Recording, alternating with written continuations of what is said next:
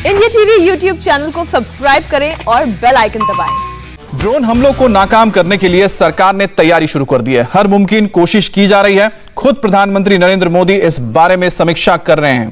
प्रधानमंत्री मोदी ने मंगलवार को गृह मंत्री अमित शाह, रक्षा मंत्री राजनाथ सिंह और राष्ट्रीय सुरक्षा सलाहकार अजीत डोभाल के साथ हाई लेवल मीटिंग की। यह बैठक जम्मू में आर्मी और एयरफोर्स इंस्टॉलेशन पर ड्रोन हमले की कोशिश के मद्देनजर बुलाई गई थी। सूत्रों के मुताबिक करीब 1.25 घंटे चली बैठक में देश के सामने नए सुरक्षा खतरों से निपटने के लिए एक पॉलिसी बनाने पर फैसला हुआ है। इस पॉलिसी के दायरे में ड्रोन, यूएवी अटैक जैसी भविष्य की चुनौतियों को भी शामिल किया जाएगा। अलग अलग मंत्रालयों और विभाग इस नई पॉलिसी पर काम कर रहे हैं, जिसमें रक्षा मंत्रालय, तीनों सेनाओं और दूसरी सुरक्षा एजेंसियों की भूमिका सबसे अहम है।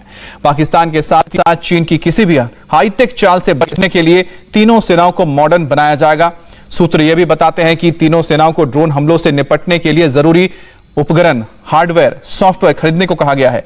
बैठक में सुरक्षा बलों को आधुनिक उपकरण मुहैया कराने और इस फील्ड में और अधिक युवाओं, स्टार्टअप को जोड़ने पर चर्चा हुई है।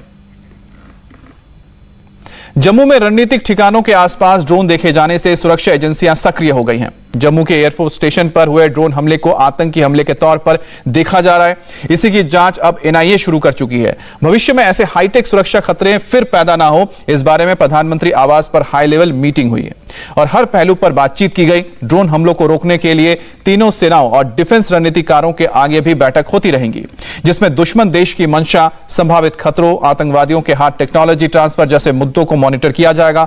सेना पहले ही भविष्य की चुनौतियों के लिए artificial intelligence, robotics, drone, quantum computing, nano तकनीक और साइबर टेक्निक पर काम कर रही है और तीनों सेनाओं को मानव रहित विमानों के हमलों से निपटने के लिए एंटी ड्रोन तकनीक पर फोकस करने के लिए कहा गया है। तो ये 3 तस्वीरें आप देख रहे हैं।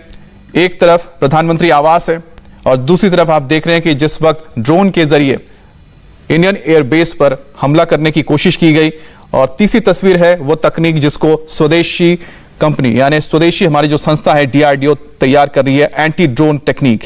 लेकिन सबसे बड़ी बात है कि क्या भविष्य में इस तरह के और भी हाईटेक खतरे पैदा हो सकते हैं और उनसे निपटने के लिए भारत किस तरह से तैयारी करेगा। खासतौर पे हमारी जो फोर्सेस हैं, चाहे वो इंडियन आर्मी हो, इंडियन नेवी हो या फिर इंडियन एयरफोर्स, और साथ ही जो हमारे पैरामिलिट्री फोर्सेस हैं, उन्हें भी इन नई तकनीकों से लैस करना होगा, तभी वो हाईटेक इन तकनीकों का मुकाबला कर सकते हैं, जिसमें अनमैन एरियल व्हीकल्स सबसे ज्यादा खतरनाक है, जिनका इस्तेमाल इस वक्त ना सिर्फ दूसरे देशों की सेनाएं कर रही हैं, बल्कि अब तो ये इनके जो आतंकवादी हैं उनके भी हाथ लग चुकी है।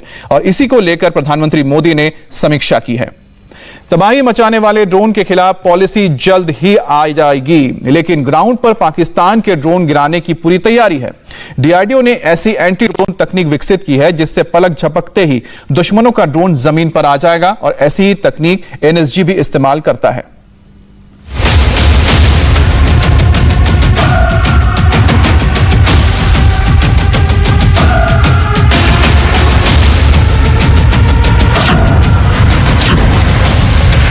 डीआरडीओ का ये वो इंद्रजाल है जिससे पाकिस्तान का कोई ड्रोन नहीं बच सकता। जमीन पर बटन दबा और आसमान में मंडराता ड्रोन धुआं धुआं हो गया। Defence research and development organisation यानी डीआरडीओ की ये वो एंटी ड्रोन टेक्नोलॉजी है जो लेजर के जरिए हवाई ऑब्जेक्ट को चूर चूर करने में सक्षम है। डीआरडीओ ने 18 महीने पहले एक ऐसी एंटी ड्रोन टेक्नोलॉजी विकसित की जो दुश्मन के ड्रोन को तहस नहस कर सकती है। इस एंटी ड्रोन तकनीक का नाम चेस है। इसे जमीन के साथ साथ गाड़ियों पर भी लगाया जा सकता है।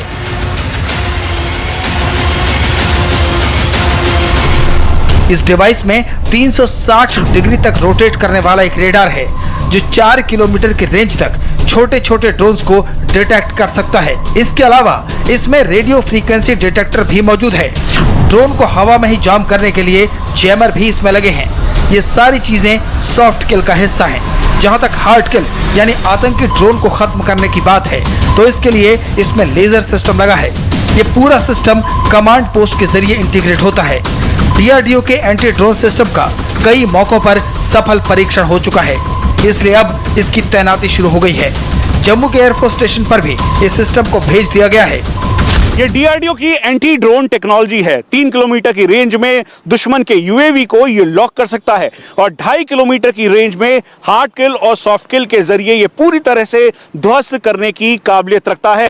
दरअसल तीन अलग अलग मेथड, जिसमें लेजर के जरिए दुश्मन के यूएवी को लॉक कर और तुरंत उसे गिराने की क्षमता इस एंटी ड्रोन टेक्नोलॉजी में है।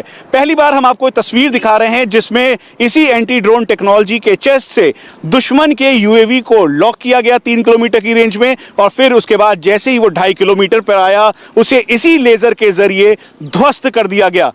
दूसरा, उसके सेंसर्स और साथ में जो सिग्नल्स हैं उसको जैम कर और इलेक्ट्रोमैग्नेटिक। तीसरा सबसे इंपॉर्टेंट पॉइंट यह है कि सभी सिग्नल्स को ब्लॉक कर ये यूएवी को दुश्मन से बिल्कुल डिस्कनेक्ट कर देगा। इसका मतलब यह है जो हैंडलर उसका उसे ऑपरेट कर रहा है उसके पास उसकी कोई जानकारी नहीं रहेगी, कोई भी तस्वीर नहीं देख पाएगा। इसीलिए इस एंटी ड्रोन टेक्नोलॉजी का कई वीवीआईपी मूवमेंट में इस्तेमाल हो चुका है। ये है एनएसजी का ड्रोन सिस्टम। दुश्मन के ड्रोन को काउंटर करने के लिए एनएसजी कमांडोज के पास एंटी ड्रोन रेडार मौजूद है। ये पूरी तरह इक्विप्ड है। सेंसर्स हो या फिर रेडियो फ्रीक्वेंसी, सभी को जाम करने की क्षमता इस एंटी ड्रोन रेडार सिस्टम में मौजूद है। ये anti drone radar system 3 kilometre की रेंज में काम करता है।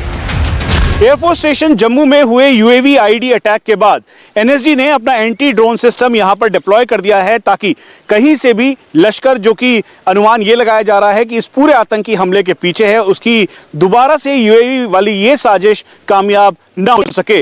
एनएसजी के इस एंटी ड्रोन सिस्टम में इलेक्ट्रोमैग्नेटिक पल्स है। दरअसल इसी के जरिए वो आने वाले किसी भी यूएवी को 3 किलोमीटर पहले ही उसके सिग्नल को ब्लॉक करने की पूरी क्षमता रखता है। उसके जीपीएस को ब्लॉक कर जैम्ड कर सकता है।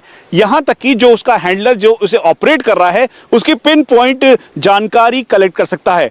और यही वजह है कि एनएसजी ने कई अलग अलग वाइटल इंस्टॉलेशंस को सिक्योर करने के लिए अपना ये एंटी ड्रोन सिस्टम डिप्लॉय किया है। हम आपको ये भी बता दें कि दरअसल जिस तरह से यूएवी आईडी का खतरा बढ़ता जा रहा है, उसी को देखते हुए एनएसजी ने अलग अलग जगहों पर, जो कि एक व्हीकल के ऊपर माउंटेड है, इसको डिप्लॉय किया है, ताकि कहीं से भी अगर यूएवी थ्रेट है तो वाइटल इंस्टॉलेशंस को बचाया जा सके और साथ में दुश्मन के यूएवी को ध्वस्त किया जा सके। पहले जम्मू के एयरफोर्स स्टेशन पर 2 ड्रोन से हमले की कोशिश की गई। फिर कालूचक में 2 ड्रोन दिखे। जम्मू में सुंजवान मिलिट्री स्टेशन के पास सोमवार देर रात संदिग्ध ड्रोन नजर आया। श्रीनगर की डल झील पर भी एक ड्रोन दिखाई दिया। कश्मीर पुलिस सारी घटनाओं को बेहद गंभीरता से ले रही है। ड्रोन का जो इशूज है ये टेक्निकल इशूज है, चैलेंज है। इसको टेक्नोलॉजी के थ्रू इसको न्यूट्रलाइज करेंगे। ऑब्वियसली ये पाकिस्तान ने भेजा है, LC क्रॉस करके ड्रोन आया था।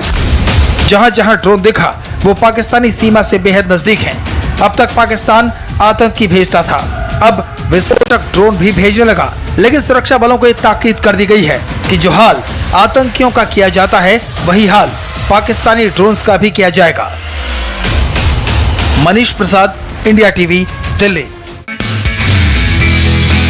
नमस्ते, मैं हूं मीनाक्षी जोशी। वीडियो और खबरों से अपडेट रहने के लिए India TV YouTube channel subscribe करें, बेल आइकन दबाना ना भूलें। जुड़े रहें इंडिया टीवी के साथ।